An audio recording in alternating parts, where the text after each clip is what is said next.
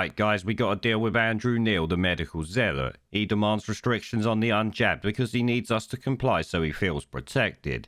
It's actually like someone sitting there telling you to wear a seatbelt because if you don't, the seatbelt ain't gonna work. Or wear sunglasses because if you don't, my sunglasses won't protect me from the sun. As you might know, he promotes the push for jab passport like he has shares in the company that runs the program or something. Maybe someone should be looking into that. Now, the issue with him even talking about this is not only the discriminatory push to punish people's medical decisions, but because he bangs on about his first-hand experience of jab passports over in France. This is obviously because the tosspot don't even live in the UK, as most of you know. He lives in the south of France, as the article states, literally in the first line. So, like Panlam Rod Stewart, who said the unjabbed shouldn't be walking down the street, Andrew Neil don't even live in the UK and yet is allowed to talk this bollocks. Now he bangs on about the jab passports working in France while completely ignoring the massive protests across the EU against it, including there in France. Then he also seems to forget the fact that these nightclubs over in France had the jab passports for months and are now closed for 4 weeks, I think, so they worked really well, didn't they? Now he seems to love the fact that these passports have coerced people into complying over in France and wants the same here, so let's check out what he actually has to say. First though, I want to point out the over 10,000 comments mostly shitting on this idiot for his medical zealotry while not even living in the UK. This includes many of the double and triple jabbed who rightly don't care what others do. It seems the only ones that do is media tosspots like Andrew Neil here. It headlines, "It's time to punish Britain's 5 million vaccine refuseniks." Well, I think the numbers are a bit bigger than that. They put us all at risk of more restrictions, says Andrew Neil, so why shouldn't we curb some of their freedoms? Well, 1, you don't have the right to, and 2, you can't make decisions on what people do with their body. You certainly can't punish them for it either. The shitstorm that's gonna come out of that if they try will be biblical, let me tell you. Now, at the start, he rabbits on about him living in France and how he loves his jab passport and all of this bollocks, which is not really interesting. It's something we already know. Here he says at first there was some pushback and some argy-bargy from those who turned up at a venue but had forgotten their passport. Now it's just a part of routine living with the virus. No, it's a part of routine living with medical tyranny, but he doesn't seem to know that, or maybe he does and is paid to shut his mouth on it. Of course, it's not foolproof, nothing is. People who have been vaccinated can still contract and pass on the virus. There he even admits this makes the vaccine pass completely useless. Here he talks about the vaccination reducing the risk of serious illness and hospitalisation, which once again doesn't back up the vaccine passport argument. He says in France, vaccine scepticism was initially rampant, but the week after President Emmanuel Macron announced the vaccine passport policy, a record 3.7 million people booked to get their jabs.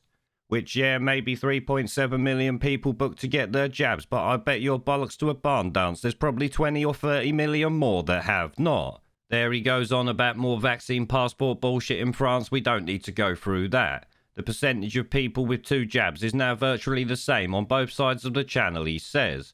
France has vaccinated more citizens with 1 jab than Britain, Germany or Italy, 50 million out of a population of 67. Which, yeah, once again they might have done that, but don't they consider 1 jab to not even be fully vaccinated last I checked? Shit, 2 won't be fully vaccinated soon, you mark my words. This says to me that Andrew Neil is using stats and percentages that make up what he wants it to, and not ones that actually make any difference. He said young French people previously sceptical of the need to be jabbed have rushed to get vaccine passports so they can go out on a night out with their friends. So previously sceptical of it means they've now been coerced into doing it because you've taken away their God-given fucking rights at the end of the day.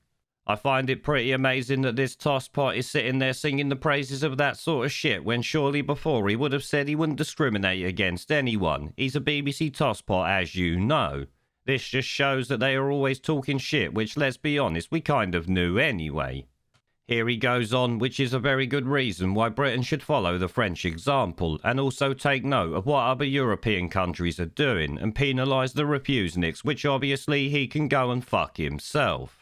At the end of the day, it's never going to happen, and let's be honest, if they try to do it, it's just going to create riots, as I've said before. The people ain't going to stand for it, and it's more than 5 million, as he goes on to say. Here he says there are still 5 million unvaccinated British adults who, through fear, ignorance, irresponsibility, or sheer stupidity, refuse to be jabbed. In doing so, they endanger not just themselves, but the rest of us as well, which obviously is just a load of bollocks at the end of the day. It goes back to what I said at the start, with sunglasses and wearing yours so that mine will work. It's a load of old bollocks, and this just doesn't make sense. What is he trying to say there, I wonder? He goes on, if they contract the Rona, it is them who will put the biggest strain on the NHS, denying the rest of us with serious non-COVID ailments the treatment that is our right. Well, guess what, tosspot? Treatment for anything is our right also, because we fucking pay for it as well. And shit, you don't even live here, so what the fuck are you even on about? He goes on, we are paying a heavy price for this hardcore of the unvaccinated, which once again, how the fuck are you doing that? You're not in this country paying shit. Secondly, the unvaccinated also pay for the healthcare system and everything else, so at the end of the day, you can't say that they don't deserve the treatment. Complying with the demand from the government is not something that getting medical treatment can be based on, otherwise those who are being refused treatment can surely refuse taxes and shit like that. I expect the government wouldn't be very happy with that one. You would soon see them admitting the 5 million number is a shit side bigger and stopping it because the tax money would soon start dwindling.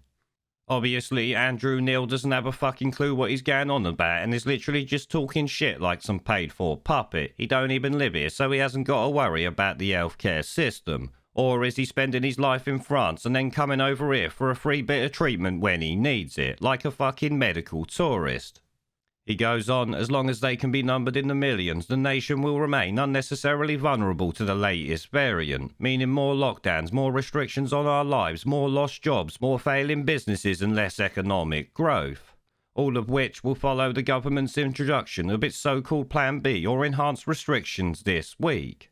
Which obviously, let's be honest, everything he's come out with there is just a complete load of bollocks. The government's gonna do all of that shit, including lockdowns regardless, let me tell you. And as I've said before, it's not the unjabbed that are making up the majority of people in hospital, and the number of people in hospital with the Rona is something like 5% at this point. What the fuck is he actually on about there? Now further down he goes on about compulsory vaccination and how he's not in favour of that and all of this bollocks. To be honest with you, I've had enough of reading the crap he comes out with. He is a medical zealot at the end of the day and will likely change his mind on compulsory vaccination within a month.